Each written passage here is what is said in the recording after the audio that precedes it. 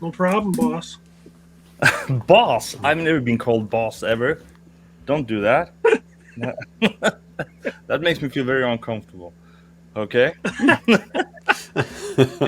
I can call you boss. I can follow you, but no, I'm not a boss. Come on. Okay, let's move on. So, the faction focus of this week. We are gonna talk about Illythia.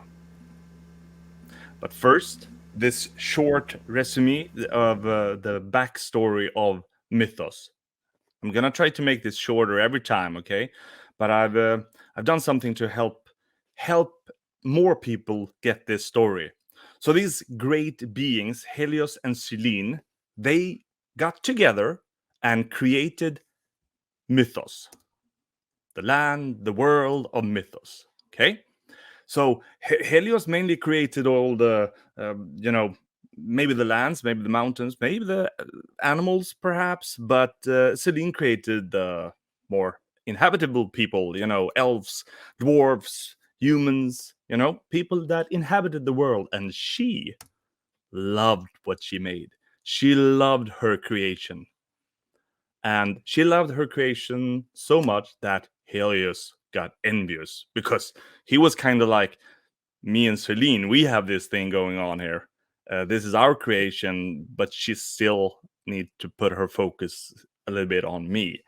Like you said, Stephen, no, don't compare Mythos like with your kids. You know. This honestly is more reminiscent of my wife and her cats. Okay. Like, she loves the cat, and she gives them all the affection. And I'm jealous that she doesn't come home and talk to me like she talks to her cat. She just ignores me and stuff. Talk to me like you talk to our cats. I'm really picking up how Helios is feeling in this whole thing. Yeah. I'm still glad that I think that you stop at that phase of it all, that you pick up what he is feeling, but not what he did, because he kind of like, okay, like you would say, let's get rid of the cats, because if we get rid of the cats, then my wife will get her focus back on me.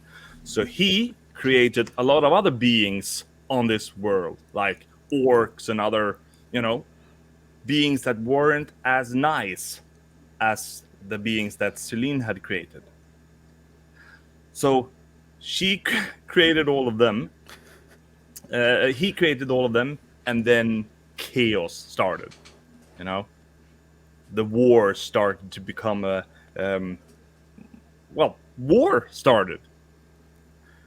But things happened that Helios didn't quite had planned. So there were beings created here. And these were the four great gods, the great beings of, Illythia, Necronominos, Erithir, and Poxus. And they started to devour and conquer all the earth, all the lands of Mythos. Selene, she kind of countered this by creating the four great beasts of Cylona, Aetheron, Leodyssus, and Basilia. So, they fought, and the evil gods were banished from Mythos, and,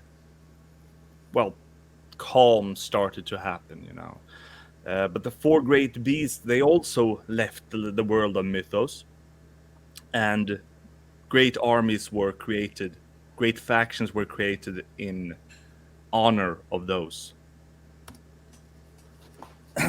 four beasts. And today we have the focus on Illythia.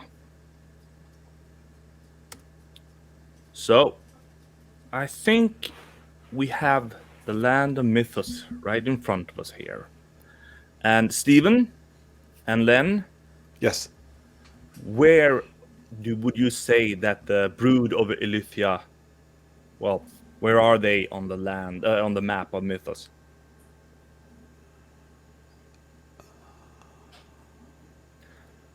For the audio listeners, I can say that they are both very focused. My guess is the Deadlands. to the south. And Len wasn't part of the first faction focus because that's where we have the Necronominus faction. Darn it. I'm sorry. I had a 50-50 chance. Steven? 3. I gotta be honest. Looking at my phone, Why? I can't read the things because it's so little. Okay, yeah. Oh, that's right. You're using your phone right now. So, up Yeah. in the north, where we have the white spine, that's where we would have the focus of Illythia. We can see that because we have the land of Silernia. And Silernia and the elves are like the faction that are mainly in conflict with the vampires of Lithia. So this is a very short faction focus compared to last time when we did Elithia of like 100 million characters. So this will go a lot quicker, and we will give each character a little bit more time, I think. But this will probably be half the time of the other of Elithia. Oh, yeah.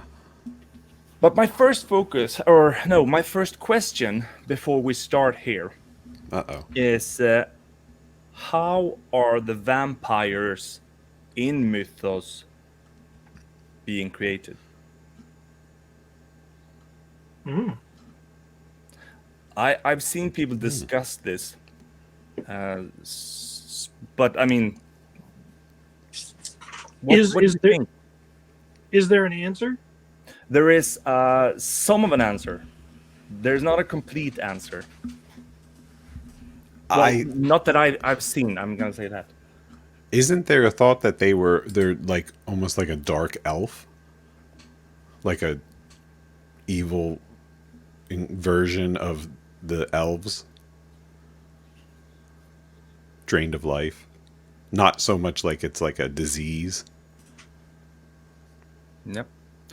I've seen a couple of things when I read the bios, and I hope to read a lot more about it when the book will be released. Bit by the first vampire is a guess from Kevin, or maybe he knows. Well, the thing about vampires in general, they tend to, when you get bit by a vampire, then you become a vampire. I think that might be the case here as well, but it's not that clear. It's not. I'm not seeing it pointed out. Perhaps I'm missing it, but that I don't know. They have pointy ears. The elves have pointy ears. They're dark. They're evil elves. But I also think that they actually become born, like how humans, elf would make children. Oh, so there's little baby vampires? I think so, actually. That is my guess. That is how I read it. That is one part of it. But they also mix bloodlines and they do experiments and stuff because they're pretty smart, quite sophisticated. So they do experiments and mix of their different vampire bloodlines into new creatures. So I'm gonna read this short line here.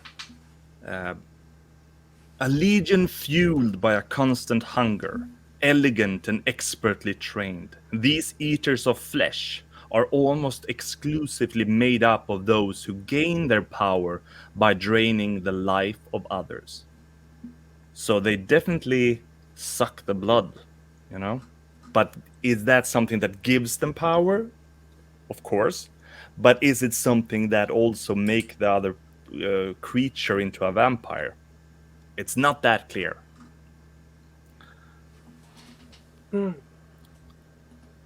So, first off, I'm actually going to do this in a special order. We're going to start with the main character of this faction. But before we do that, we're going to mention a special weapon that actually has a whole wave of Mythic Legions figures named after it. The Soul Spiller. The Soul Spiller was a wave that was released, and it takes place in the northern parts of Mythos. Because there was a rumor that this weapon was there. Well, it was a rumor that was heard from the dark forces, but of course the the warriors who defended it, they knew about it. They protected it. They wanted to keep it there. But the weapon was found and it was brought back because the soul spiller was gonna the weapon that was gonna give back life to Illythia. So when that wave was released, we kind of like, okay, so this is about Illythia coming back. We have Ragnar Stormforger and Thalion Frostbow in that wave, and they were kind of like, they survived that siege of Bjorngar, and they went to the good forces and was gonna tell them about this, that the soul spiller had been stolen or retaken. The first character, we're gonna go straight to the goddess herself, Illythia, being created by, or in the process of what Helios did. Different from Arethyr, of course. Arethyr is more like, you know, it's fury, it's anger, it's rage. Illythia is more cunning, cold, you know, totally different attitude. I could, you know. Yeah. Mm-hmm. She takes a different approach. Yes. So we have her steed, Phobos. Doesn't have much of a story besides that it's her steed. And here we go. The Baron Volagar, warlord, and the first pure-born vampire. Hmm. Yes. The first pure-born vampire. Which raises the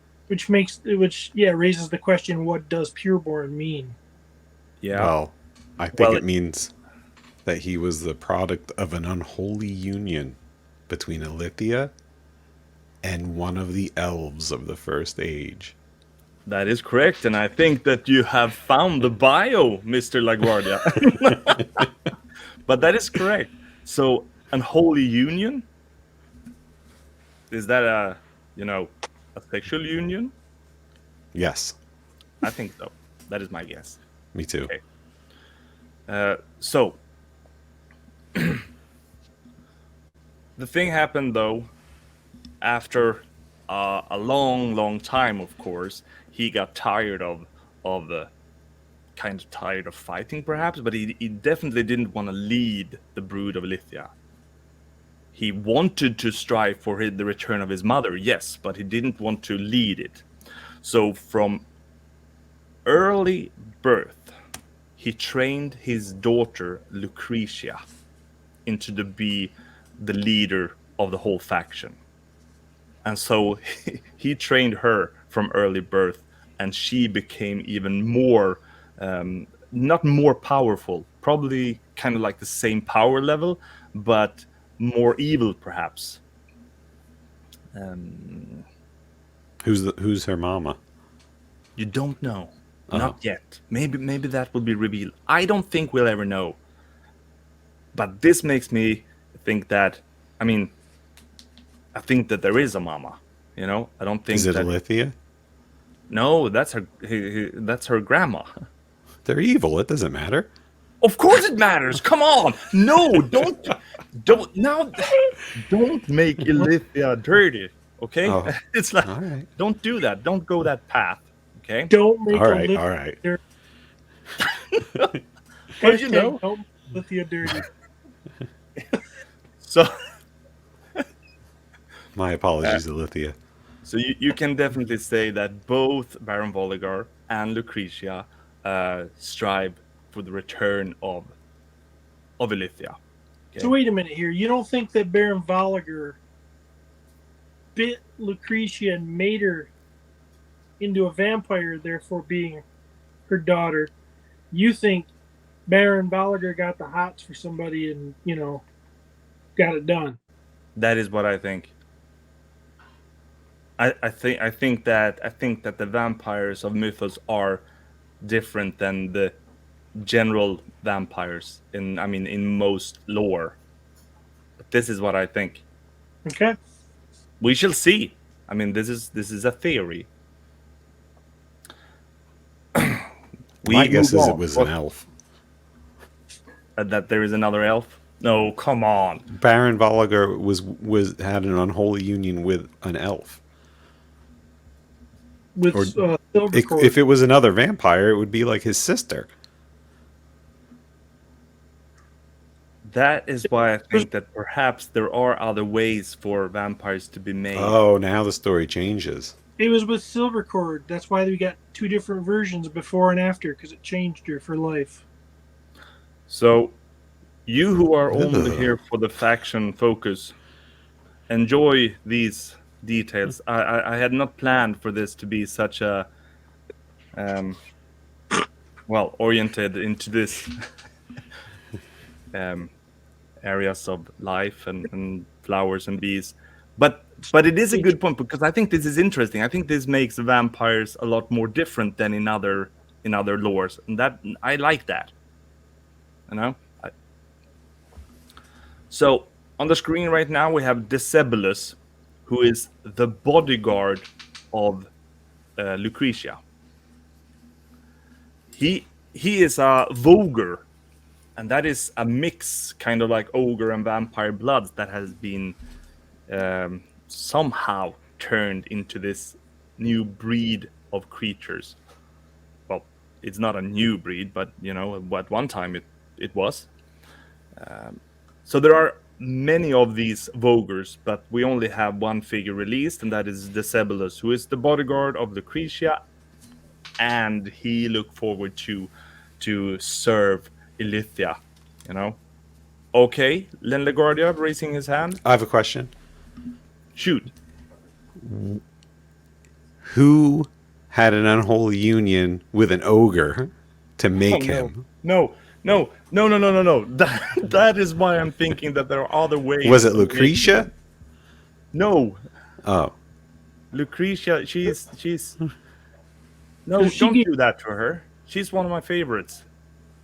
Well, she's a heck of a woman if she gave birth to him, because he's huge. Yeah. No, she did not give birth to him. So a magical unholy womb. All right, I'm sorry. But you have a point there, and that's why I'm thinking that there are other ways for them to make them.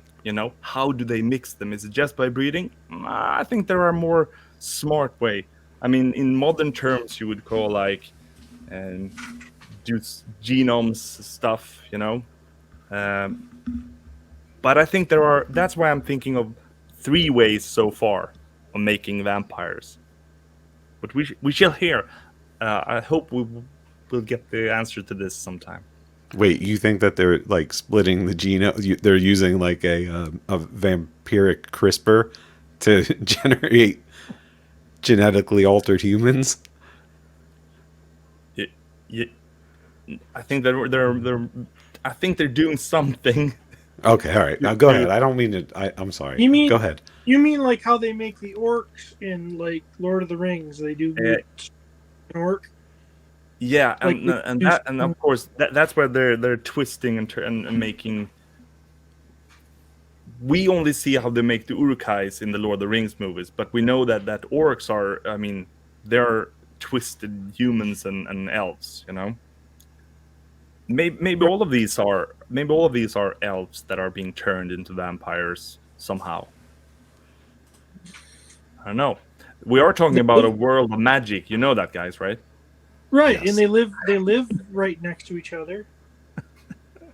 So I'm gonna move on here, and Okay. and we're gonna leave this for now. But I think we probably will get back to this in another episode with a parental guidance label on that show before we start. So we have a couple of characters here, except for Decebulus. We have Carpathius, which is one of the older, figures we got in the line.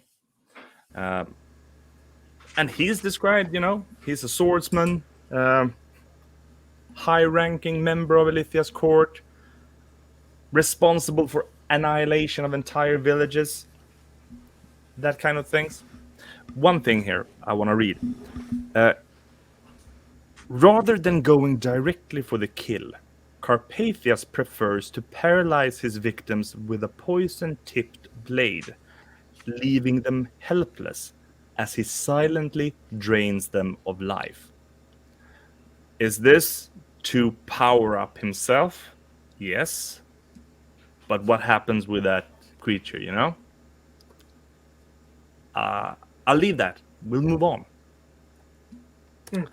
Valak, the Falconeer. He's called a Falconeer, but he is mentioned as a tracker who is leading the way. I mean, he's scouting the terrain, the way to Castle Silverhorn.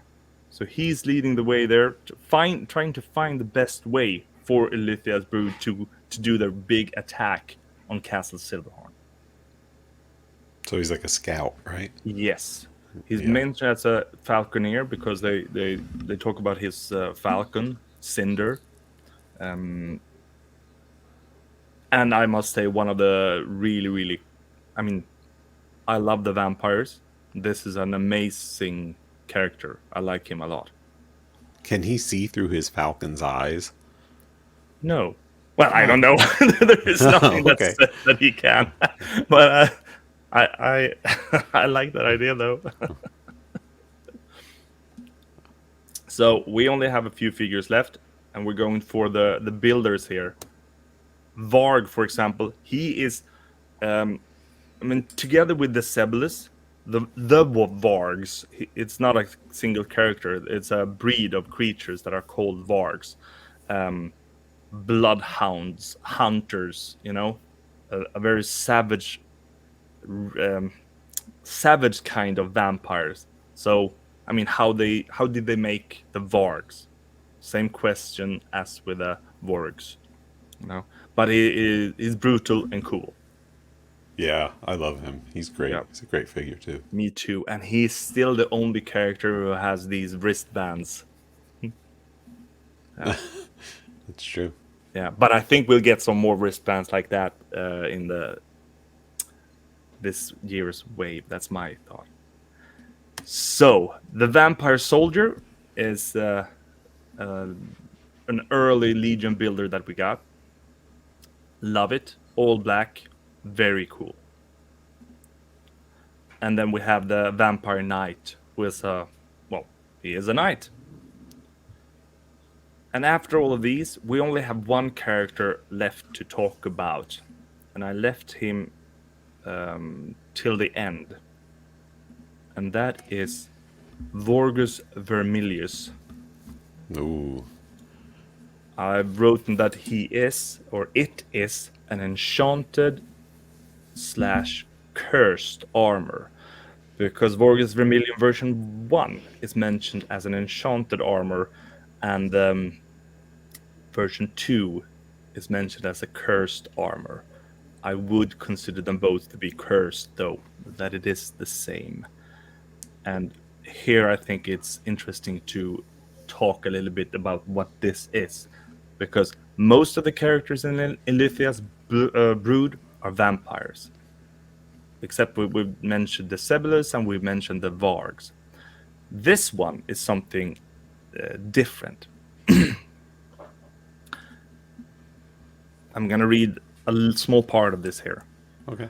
One of the first to receive Illythia's gift of eternal life as a vampire. So there we have, receive Illythia's gift. That,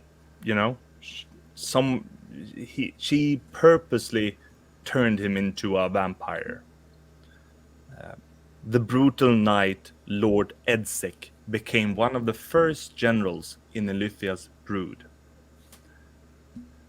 And then we talk about him having all these powers, but didn't feel that this was enough, He wanted more. He wanted to be stronger. So he went to a couple of demons. Do you know the name of these two demons, Len? They're from Poxus. They're the demon twins. Yeah, that's correct. You Yes. said it. Azar and And- Caesar, exactly. Yes, like you Azar said and Caesar. Yeah. it. So he went to them like, come on, can you make some more power? Can you fuel me with some more power? So they made a deal. He bartered the lives of 100 of his men to the agents of Poxus for an enchanted suit of armor that possessed immense power and near invulnerability. The thing was that it also kind of drained him of life. So what we see here is not Lord Edsec, but it is what they started calling the armor, Vorgas Vermilius. So there have been different vampires who have worn this armor, and they've used the powers that this armor gives them. But after a while, they have been consumed by it. So it is still the big question of like, who will be strong enough to wear this armor and use the power to its full limit, the full potential. So that's where we are right now, and that's why we will see another version, the version 2 version in at LegionsCon. Oh, 'Cause okay. they made it a bit smart that the armor changes shape depending on who is wearing it. So that's how they explain why the armor looks different now as a version 2. Oh, cool. Yep. What happened to the 100 warriors that they sent to Poxus? I'm very interested in learning that, finding that out. Could it be the dark elves or the night elves? Well, They I have a don't know. very similar look. You this is interesting. I like that. I think you will do the faction focus for Poxus. I don't know about that. So that's it. This is the very small faction of Illythia when it comes to number of characters released, that is. Right. It's funny because you don't really think about that, but I guess it's there's really 2 army builders there, right? In a way. I would say 3. 3. You're right, 3. So The it can be very large, but just not as many commanders or higher ups. Exactly, and I don't think there will be an army as big as Arthur, because they're talking about the huge number of creatures, not the strongest. I mean, goblins are not the strongest ones, but we will see even smaller factions, of course, when we move on with the faction focus.